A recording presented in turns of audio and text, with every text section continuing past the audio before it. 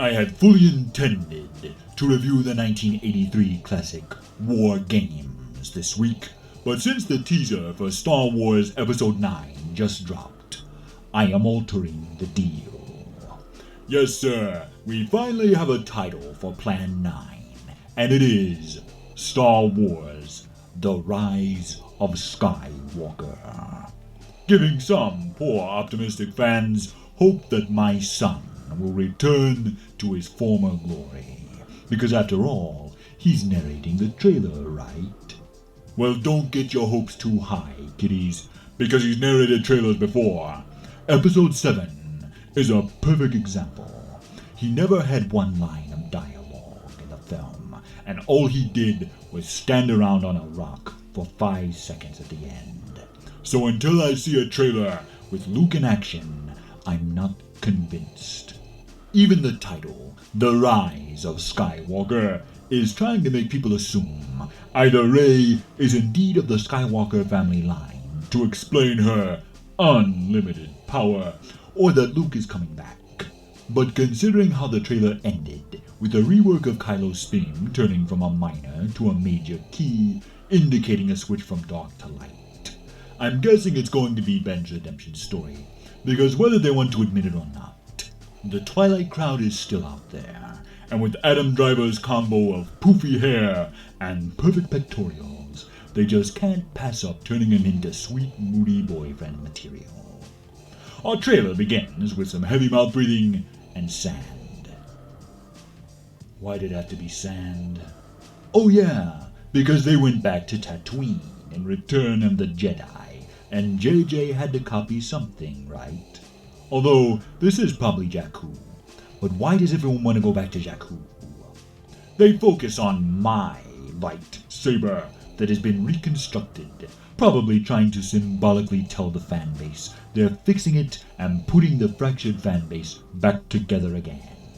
We also get a shot of Kylo's latest cosplay project as he puts his mask back together with some space crazy glue. After some establishing shots and things going boom, we see Kylo body slam a dude with his lightsaber, but it begs to question, why not just cut the guy in half? Sure, it didn't work on Darth Maul, but it practically works every time. The trailer also uses Princess Leia's theme, in an obvious manipulation tactic. They know we're still mourning the loss of Carrie Fisher, so they're trying to tug on those heartstrings with Leia's theme, while we see a reused shot from The Force Awakens of Rey hugging Leia with a single tear running down her cheek. Meaning the mouse is literally trying to cash in on the death of a beloved actress to get butts in seats. Real classy, Disney. They also try to tickle the nostalgia bone with a shot of Lando flying the Falcon, and I'll admit, at first I was into it, until I noticed he was wearing that stupid yellow shirt from Solo. You know, if you're trying to get me hyped for 9, you shouldn't remind me of your past failures. Now you might be saying, why are you so mad about a yellow shirt? Well, let Darth Vader spell it out for you. The visual tie-in to Solo could herald the return of L337. She is part of the Falcon's computer system after all, and as Luke reminds us, no one is ever really gone.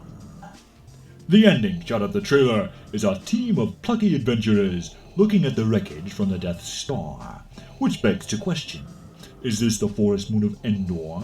And if so, does that explain why they are riding horses in the leaked production photo? Because in the Ewok adventure films, which I have reviewed by the way, the Ewoks do in fact ride horses. Begging to further question, is Captain Phasma in fact an older, jaded Sindel from the Ewok films? Think about it. Her whole family was murdered right in front of her eyes as a child. That drove Bruce Wayne bananas. It either turns you into a hero or a villain. And what if it pushed Sindel to the dark side? Think about it. We're getting all Star Wars theory on this one. Or maybe Mike Zero. In any case, as the title of the film fades in, we are treated to a genuine shock, and honestly, the only thing that truly interested me in the whole teaser. Palpatine's familiar, maniacal cackle. right after Luke says, "No one is ever really gone." And hey, since no one's ever really gone, does this mean my old buddy Jar Jar is coming back for 9 as well? Now, to be fair, if Episode 8 had never happened, this teaser probably would have had me excited, because there is nothing inherently wrong with it. But it just goes to show how much damage The Last Jedi did, because even though I want to like Star Wars, I've been burned in the past, so I feel like I can't trust it. Especially since this is coming from JJ, the master of false marketing, who churns out more cheap knockoffs than a sweatshop in Malaysia. And I also feel like they knew we don't give a crap about their new characters, which is why they dangled the Palpatine carrot in front of us at the end.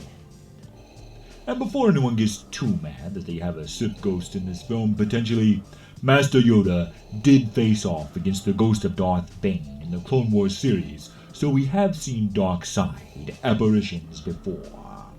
Now, if this movie does bring back Sidious, other Sith Lords, Luke Skywalker, and prequel-era Jedi for a massive Lord of the Rings style Force Ghost battle at the end, that would be pretty wizard, which is why it is probably never going to happen.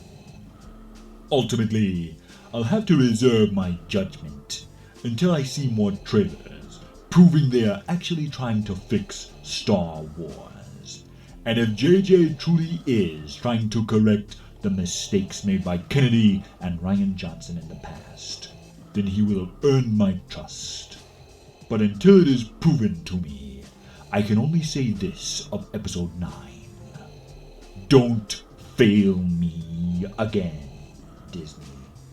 This has been Vader Reviews. Be sure to like, comment, subscribe, and hit that bell for notifications, and follow me on Twitter @VaderReviews. Join the Empire today. You do not yet realize your importance. Share these videos, and together we will rule the internet. And always remember, you don't know the power of the dark side.